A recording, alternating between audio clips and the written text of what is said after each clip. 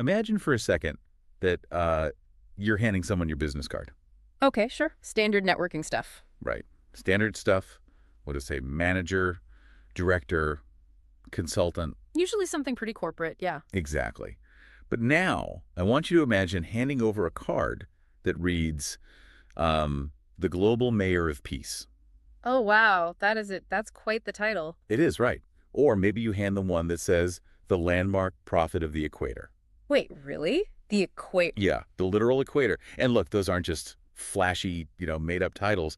Those are the actual designations given to the subject of today's deep dive. It's just such a striking way to introduce someone. It really is. So today, we are dissecting this absolutely fascinating profile document we received. It's about Professor Geordavie and his Tanzania-based organization, which is called Geordavie Ministries International, or GDMI. And just to be clear up front, our goal here isn't to debate theology or anything like that. No, definitely not.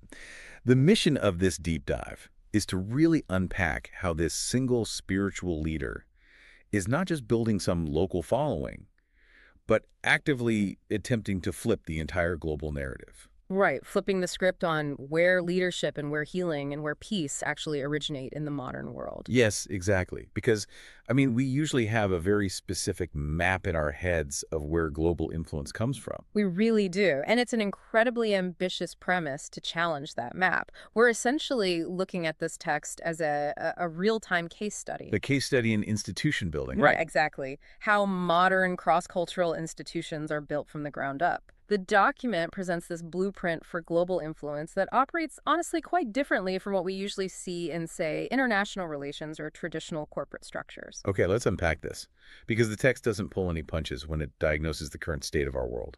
It definitely starts with a pretty heavy assessment. It does. It specifically describes humanity right now as being deeply affected by, quote, division, unrest, and moral exhaustion. Moral exhaustion. That's such a specific way to phrase it. That last phrase really caught my eye. We hear a lot about political polarization, right? Yeah. Or economic fatigue. What's the burnout, all that stuff. Yeah, burnout. But framing it as moral exhaustion feels structurally different to me. It's suggesting a depletion of the actual shared values that keep a society functioning. I completely agree. The author is making a very specific sociological claim with that phrase, because moral exhaustion implies a breakdown of the foundational trust between people. Like, we just don't have the energy to even try to understand each other anymore. Precisely. When a society is morally exhausted, it isn't just that people are tired of arguing, it's that they've literally lost the capacity to find common ground. Or even agree on basic decency, Exactly. It's a systemic collapse of shared purpose. And from an analytical standpoint, when a source document diagnoses a problem as a systemic global collapse, the solution has to be just as massive. right. The solution it proposes has to be engineered to operate on that same exact massive scale. Which brings us to how this profile actually proposes solving that collapse. The antidote, so to speak. Right, the antidote. The text points to a physical and a spiritual gathering place.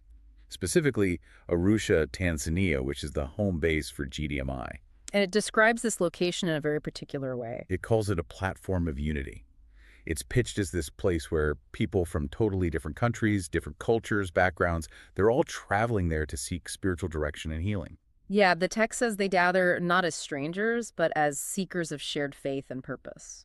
Which honestly makes it sound like a grassroots spiritual United Nations. That's actually a great comparison. It's framing Arusha as the sort of magnetic epicenter. But, the mechanics of how it functions are what we really need to look at. Because, let's be honest, lots of organizations attract large crowds. Oh, sure. Mega churches, massive festival. Right.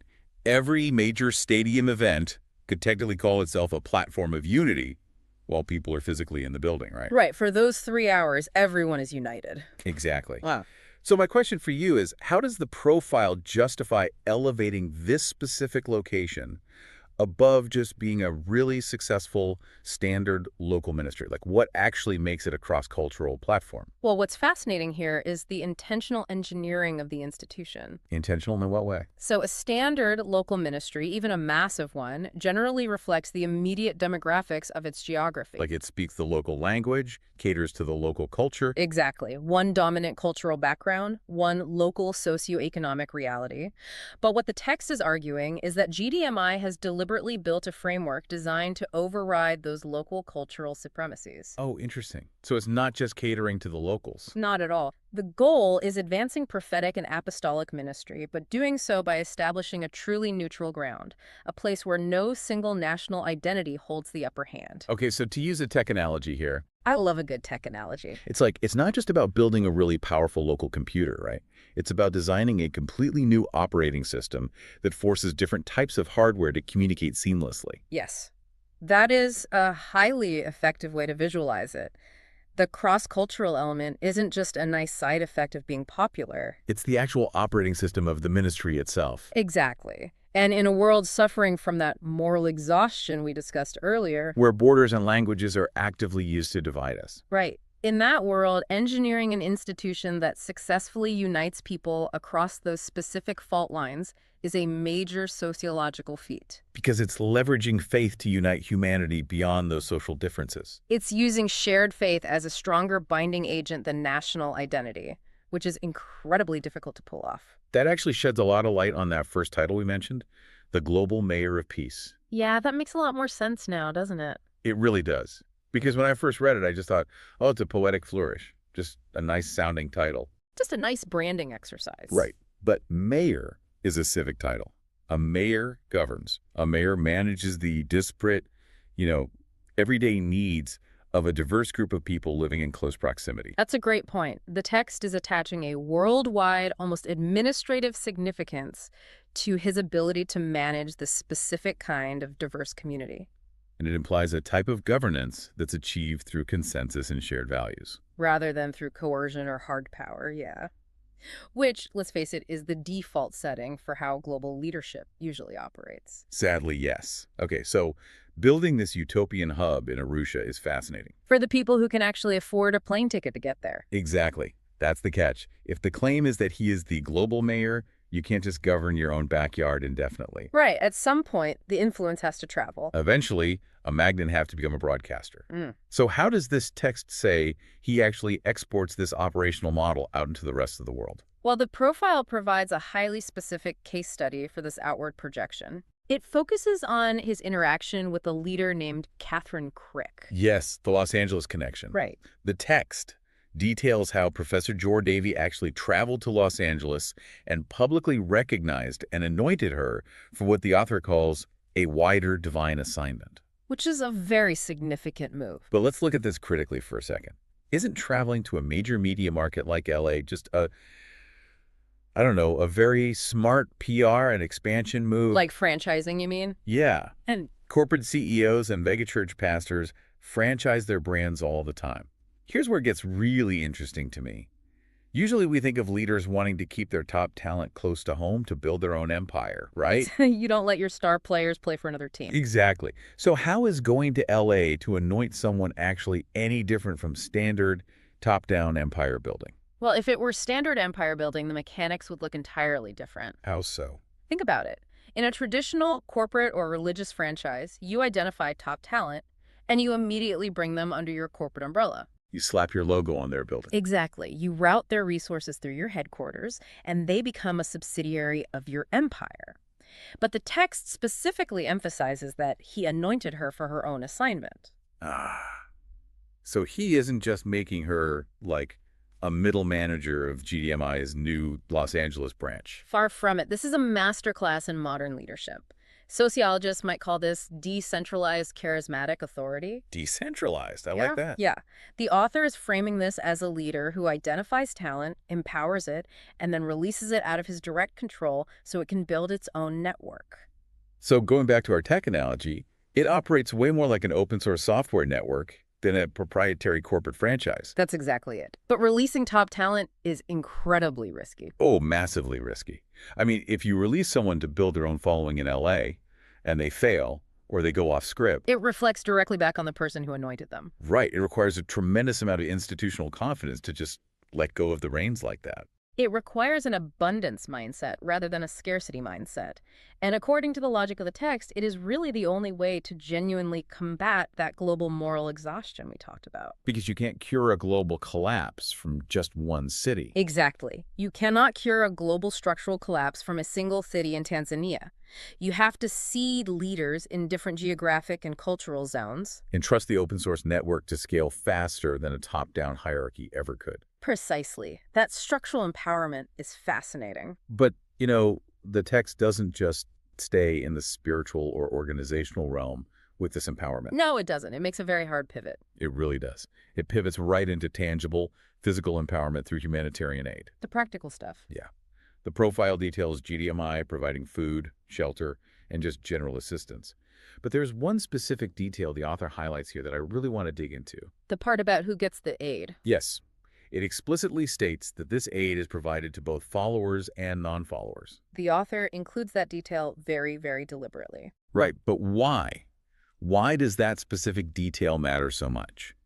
Obviously, feeding people is objectively a good thing to do, but why does the text make absolutely sure we know the non-followers are getting fed too? Because it establishes legitimacy. Think about the history of conditional aid. You mean helping only the people who agree with you? Yes, or who join your group. That time of charity is historically viewed with deep, deep skepticism because it's transactional. Right. I'll give you a blanket, but you have to come to my meeting. Exactly.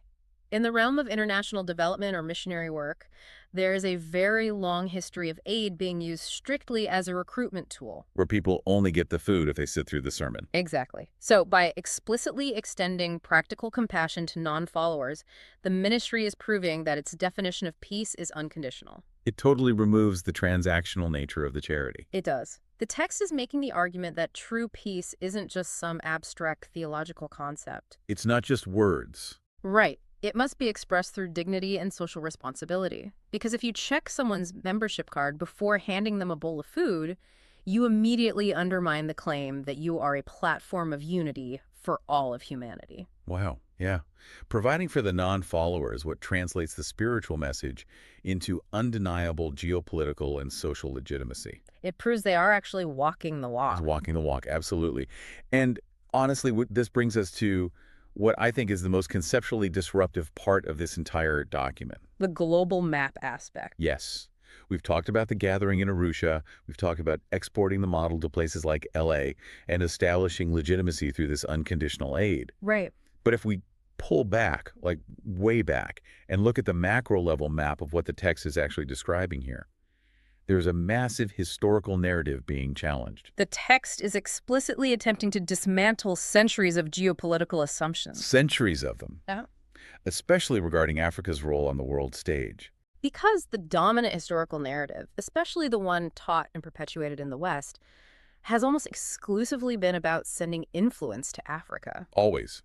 Whether that was, colonial governance or Western missionaries bringing theology or international NGOs bringing development aid. Right. It has always been framed as a one-way street where the global South is just the recipient. The historical script always positions the West as the exporter of solutions and the African continent as the importer. Always. And reading this profile, it's kind of like looking at the history of manufacturing. Oh, how so?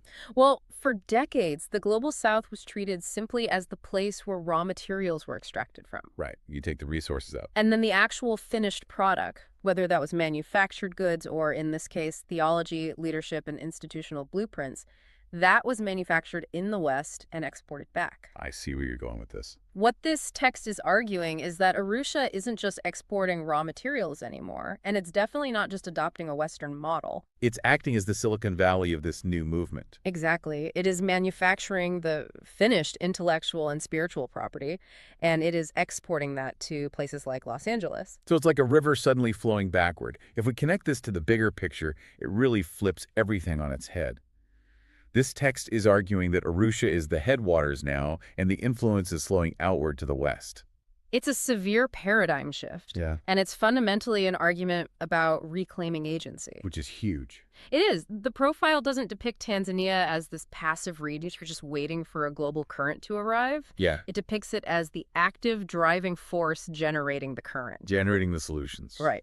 The text argues that lasting peace requires humanity to gather around compassion and service, and crucially, that this actual blueprint for peace is currently being formulated in and exported from the African continent to the rest of the globe. It literally forces you to completely reorient how you look at a map. You really have to. You have to stop looking at Arusha as a place on the periphery and start seeing it as a primary center point of influence. Which, putting it all the way back, is exactly why that second title is so vital to understand. Oh, the landmark prophet of the equator. I was wondering when we would get back to that one. Yeah, consider what the equator actually is. It's the middle of the Earth. Right. It is the literal center line of the globe. It's the unifying boundary that touches multiple continents and divides the hemispheres evenly. Oh, wow. By the author emphasizing that specific title, the ministry is metaphorically and geographically placing itself at the absolute heart of the world. It's a declaration of global centrality. Exactly. They are not sitting on the margins looking inward. They are standing on the center line, radiating outward. That is such a profound reframing of identity, and the text really emphasizes that this center-out approach is how true, lasting peace is actually built. Not from the top down. Right. The argument here is that peace isn't just something signed in a treaty room in Geneva or, New York by a bunch of politicians. According to the claims in this profile, peace is constructed through restored lives. Through open-source networks of empowered leaders. And through unconditional social responsibility. It is proposing a grassroots, decentralized alternative to the top-down, often totally paralyzed structures of traditional global governance. Which brings us full circle today. We started this deep dive looking at a world that is suffering from systemic moral exhaustion. And this text has walked us through a highly ambitious structural antidote. We've examined the mechanics of how Professor Geordavie built this cross-cultural operating system in Arusha. We analyzed the sociological impact of actually releasing leaders like Catherine Crick to build their own networks. Which proved that influence scales way faster through empowerment than through hoarding control. Absolutely. And we saw how extending aid to non-followers establishes the unconditional legitimacy required to actually unite people. And tying it all together is the text's core assertion. The idea that this profound, sophisticated model of global leadership is actively emerging from Africa. Effectively reversing the traditional flow of global influence. Yeah. So, as you, the listener, go about your week, I really want you to consider how you view leadership and innovation in your own life and in your own industry. It's a good mental exercise. Where do you inherently expect the expertise, the healing, or the solutions to come from?